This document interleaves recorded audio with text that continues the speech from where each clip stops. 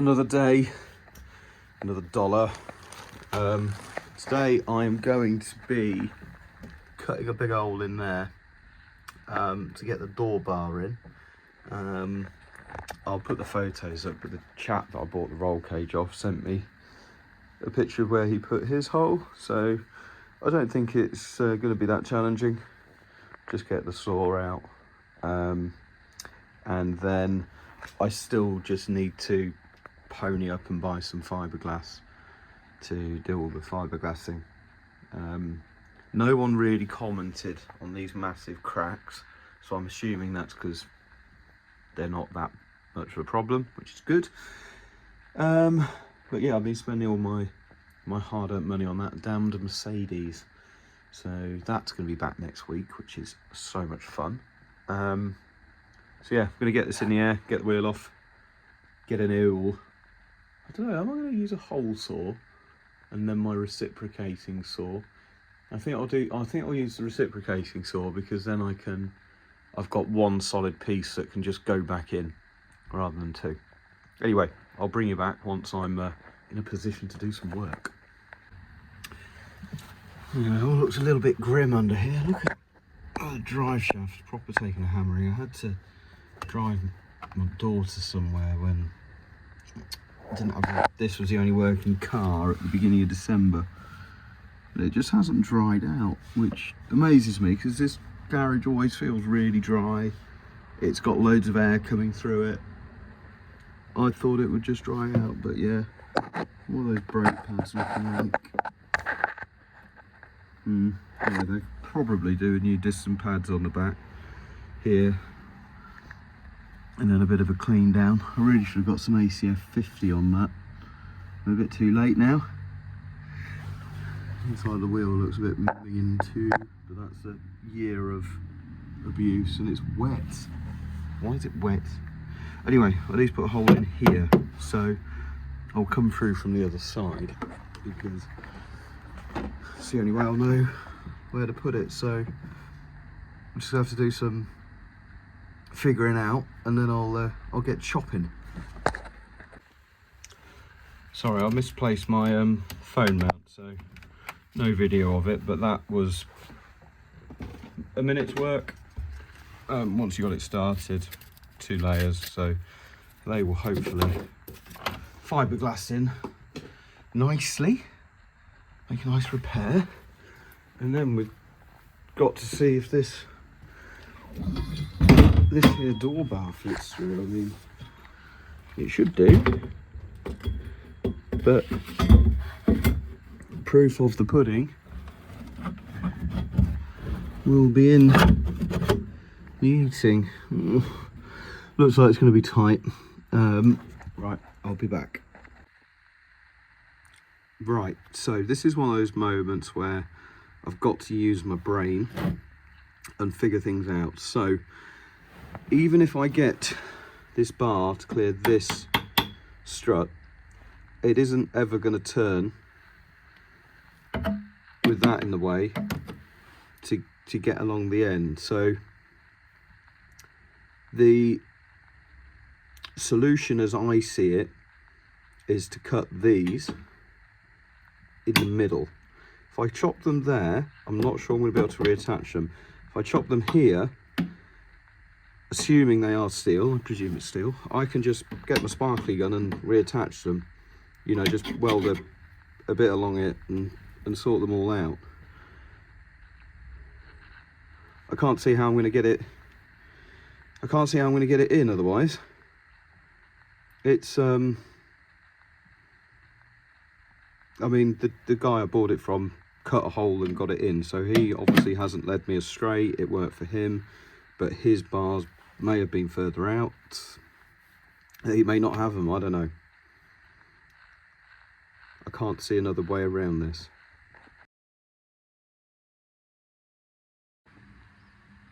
Good morning, Elan fans. It is Sunday the 10th of March, and we have made tiny bits of progress, but not a lot. So we have door bar, and you can't see it down there, but you can now. The brace, Now these aren't fitted, they're just very loosely kind of resting in place, because before I can fit the cage I've got to do the fiberglassing. You've got things like that hole there, Crack City, which if I shine it from the other side you might be able to see a bit better. And then generally I just want to put another few layers on the floor just to give it a bit more strength. You can also see I had to cut all the lattice to get the bar in. It just physically wouldn't go without it, so I'm going to have to weld those back in. And then I don't know how to fit the cage. I think obviously the floor, yeah, this bar will have to go in, then the trim, and then all of the rest of the interior, then the rear bit. But it's going to be interesting how it all tightens up and goes together. But today and for this episode we're just going to get the fiberglassing done. So we're going to do floor, holes, cracks, and that's it. And then if we get that all done today, then I can get the cage fitted, well, the door bars bolted in and everything, and then get the carpet back in the next episode. So just waiting for the GoPro to charge, and I'll shove it up there somewhere, and we will I'll obviously have lots of fun, and anyone watching this will obviously be on the edge of their seats. I suppose whilst I'm in here I should tidy up some of this. Now all of the silver cabling is the rear speakers, so that can all stay. That is the now redundant temperature gauge because it kept on breaking, so I put an electric one in, didn't I? Yeah, I nearly forgot about that. And the rest of it, I think some of it, like this, is just, don't even know where it goes, so I might cut it out. But I may as well tidy that up. And then, that does look a bit wet, doesn't it? It can't be. It's been in the garage. It's a bit damp. I wonder what the fuck that is. It's been in the garage since end of November. And the garage is dry, so... Or is it? I don't know. Yeah, right. I'm procrastinating because I'm really intimidated by this job. I've been putting it off for weeks. Right, come on, Naylor. You're gonna have to forego any GoPro footage because it's now only on 5% still. So I'm gonna get it up to 20 before I bring it into the garage. Right, that's a little bit better. I've just tied the main loom and the battery cable up out of the way, but these go nowhere, so I'm gonna see if I can trace those back and get rid of them. So I best arm myself with some trusty side cutters. Now then, party people, I have cleaned up as best I can all of the floor. I've used a really light brass attachment on the drill because it's what I had lying around, but it actually seems to have done a pretty good job. So I think that is now keyed well enough to lay fiberglass on it. So what I'm going to do is wipe the whole area down with acetone, and then I'm going to cut fiberglass panels out for here, here, here and here, and then bits for holes. Because there is a hole right next to it that I actually need, I'm probably just going to cover it all up and then re-drill. I'm going to fill in that one. Got a big one here as well. Got a big old boy there too. I think I caused that. And then we're obviously going to do the crack. The crack I'll probably tackle as a second thing, but I'm planning to mix up, well, why don't I mix up enough resin to do one side at a time. I think maybe 2 sides in one go is a bit ambitious. So I'll do one at a time, and then hopefully I can get the fiberglassing done today. And I can't remember what time I started, but I only want to do another 3 or 4 hours on this. So if I can get this all sorted, and then in the week I can start bolting the roll cage in, because I've got to bolt it in. Now this is my theory: if I get it all set in place, I've got to have the rear cage set in place so I can set where the door bars are. And then once I've got the door bars in, I can then relay the interior. Once I've relayed the interior, I can put the crossbar in, because it goes over the top. And then once that's in, with this fixed in position, I can then remove the roll cage and refit the rest of the interior. Then the roll cage sits on top of it. That's the plan. Will it go to a plan? Will it work? I have no idea. But oh, and I've also got to fill in that little fillet I cut. And then yeah, we should be rocking and rolling. And I'm hoping a lot of the old carpet I've taken off can just be re-glued. I know you're not really meant to glue over glue, but worst comes to worst, I'll just put some self tappers through it and hold it in, because I don't mind the way it looks. I just don't want it flapping around. But yeah, as you can tell, I'm talking about it because I don't want to bloody do it. But let's get the acetone and a cloth out.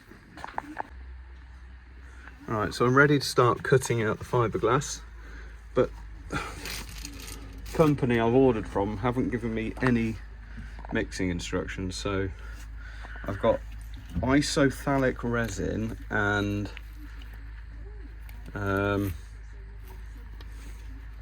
whatever the hell this is. So I'm gonna have to figure out some ratios and give it a mix, but not after I've cut my fiberglass. I'm gonna do the mixing last, and then yeah, then go for it. The GoPro has joined the building. Right, I'm gonna get cutting, and then I'm gonna get measuring the resin. I'm gonna have to Google it, but I'm confident we can get this right and have a good job and a good result.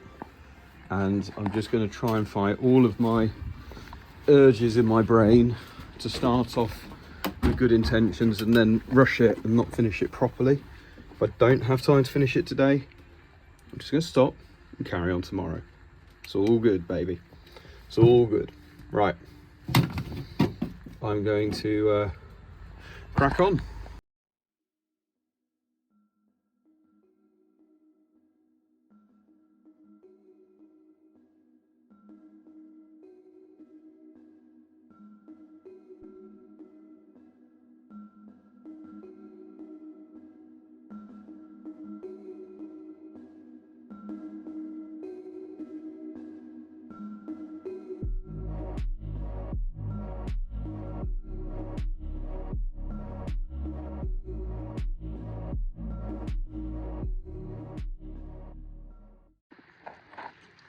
Right, so what I've done, wetting the whole area down first.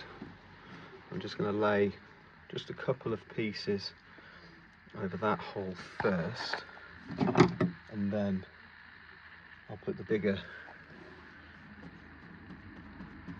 sheets down on top of it. So this hole will have 4 layers, and then the rest of it will just have two reinforcement layers, which I think will be fine. So I think the trick I've read online is to put just enough on here, but not too much. It should just go slightly see-through, but I need both hands, so I'm going to crack on.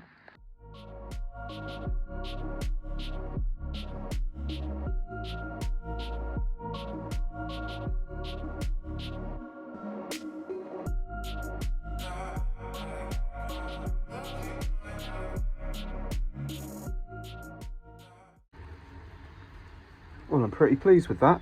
But sorry, I have my mask on. But I've run out of resin, so I'm gonna mix some more up, and then put the second layer down, and then yeah, hopefully that's this bit done. But that looks pretty good.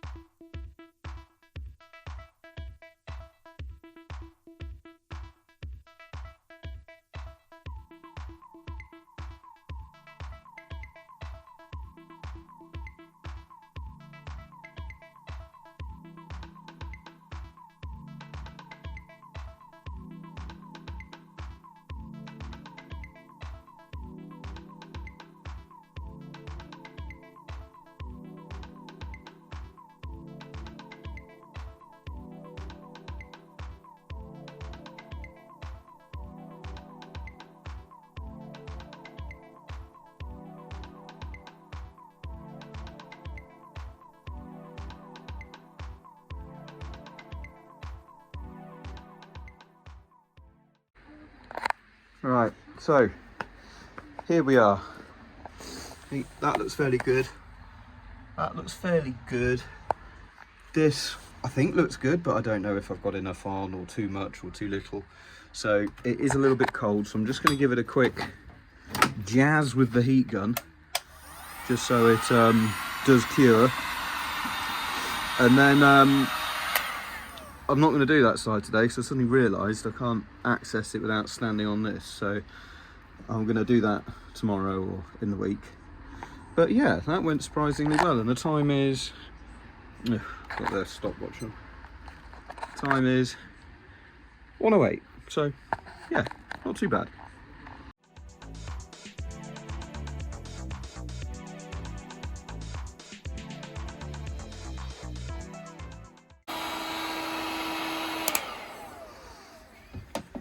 Alright, been heating it up for a few minutes now. That's what, 21, 23,